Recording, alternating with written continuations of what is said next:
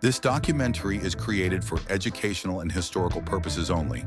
It does not promote, glorify, or encourage violence, crime, or political agendas.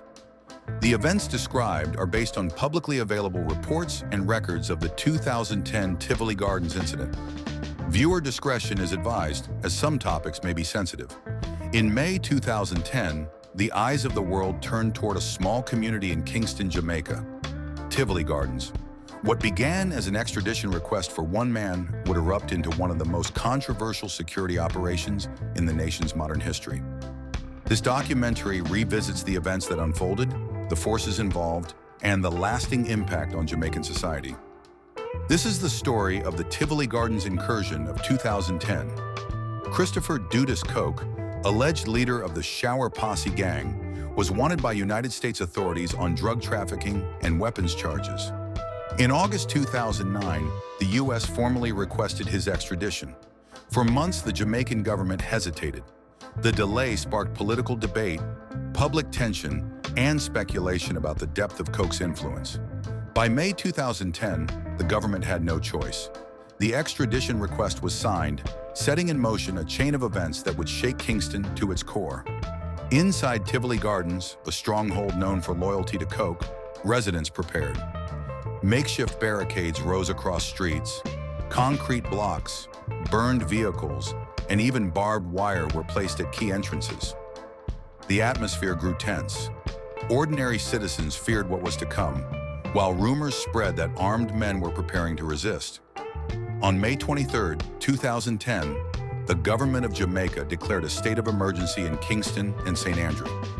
This decision followed escalating unrest in Tivoli Gardens and surrounding areas, as gunmen loyal to Christopher Dudus Coke erected barricades and launched coordinated attacks on security forces. Roads were blocked, fires set, and armed men patrolled the community in open defiance of state authority. Security forces, including the Jamaica Defense Force and Jamaica Constabulary Force, mobilized to restore order and regain control of Tivoli Gardens. Residents were instructed to remain indoors as military vehicles and soldiers entered the community. Loud explosions and gunfire were reported, signaling the beginning of an intense armed confrontation. On May 24, 2010, a joint police-military operation commenced in Tivoli Gardens.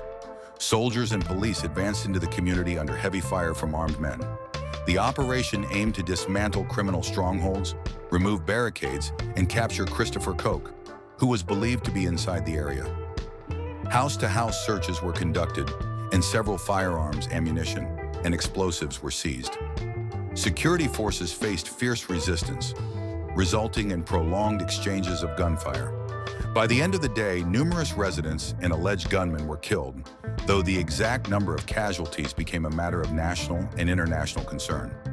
Following the operation, Tivoli Gardens was placed under heavy security control.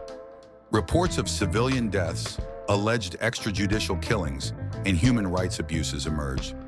Families claimed that loved ones were taken away and never returned, while others accused security forces of excessive force. The official government statement indicated that more than 70 civilians were killed during the operation. However, questions persisted about accountability, transparency, and justice for victims.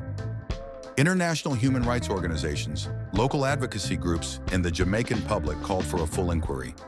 In the months and years following the incident, the Tivoli Gardens operation remained a defining moment in Jamaica's history, symbolizing both the challenges of combating organized crime and the deep scars left on affected communities. Thank you for watching. Please to like, share, comment, and subscribe if you want to hear more of Jamaica history. Until next time, walk good.